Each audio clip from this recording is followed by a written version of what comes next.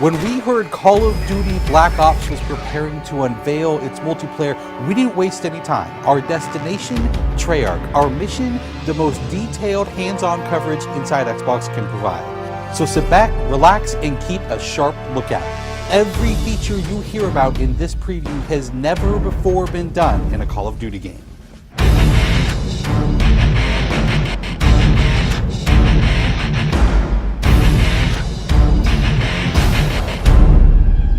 We begin where the multiplayer trailer for Black Ops left off, with theater mode.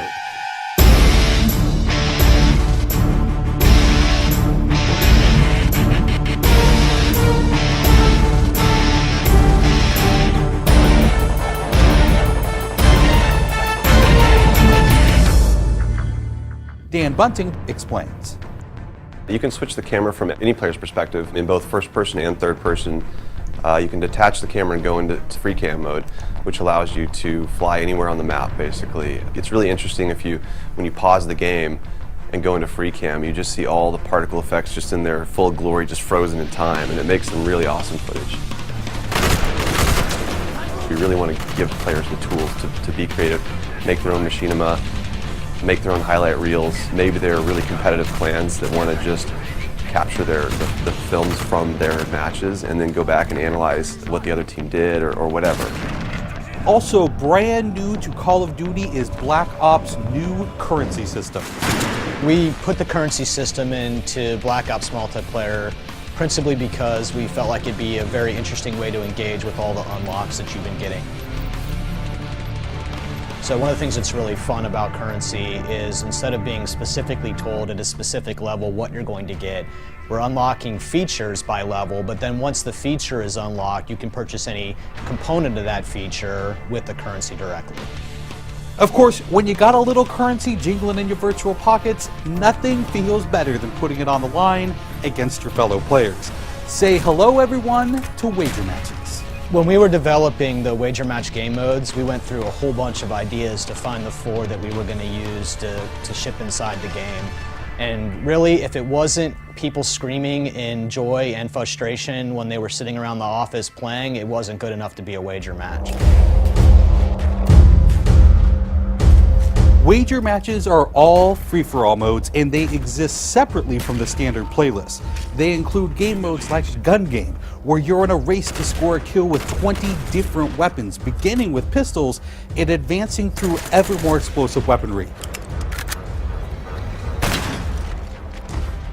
It's extremely rewarding for us as a design team to put something up there that people are reacting to really well and it's slightly different than what they get, and everyone loves the core game. And you have to be very careful when you're finessing the core mechanics of the game. But wager matches let us kind of get our creativity flowing and do some things that you're not normally used to, and then spin them up in unique ways and combine things in ways that you haven't seen before, that you never really thought of, and that wouldn't be appropriate for the core game, but are completely appropriate for wager matches. While the classic Call of Duty challenge system is still very much in place, Black Ops is also adding a new feature called contracts. Right, so if you're using the contract system, you actually have to put up a little of your own currency in order for a bigger payday. And depending on the contract, some contracts pay XP, some pay more currency, some pay both. But they're all time limited, and it's game time limited, so you have to go to work to accomplish that contract within the time period in order to get paid. It's different from the challenges, in so much that the challenges some players like to use very aggressively, and they map out their path through the challenge system in order to maximize their XP gains, in order to level faster.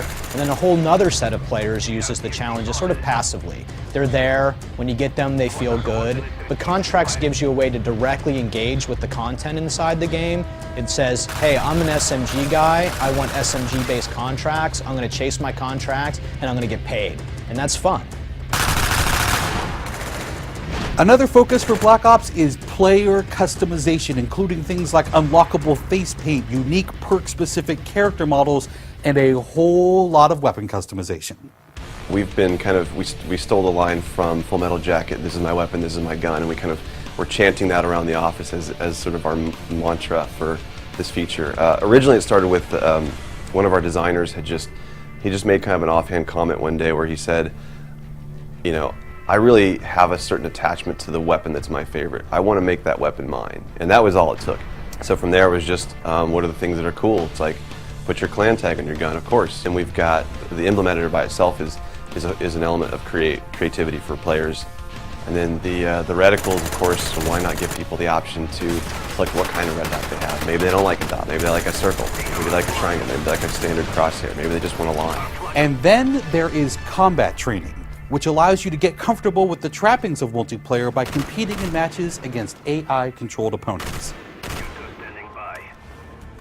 You know, it's our hope that combat training can convert people who are largely single-player gamers who might have, dabbled around in multiplayer but never made that leap to playing online, and give them kind of this experience where they can get familiar with the mechanics and features and systems that multiplayer has, but they can do so at their own pace, they can do so without someone screaming in their ear what a noob they are, and practice up and then join the competitive fold. Experienced players could use combat training to practice up on a particular weapon, a particular tactic, or a particular map. So we think it appeals to both audiences, but most directly, it was designed to help new players get into the mix.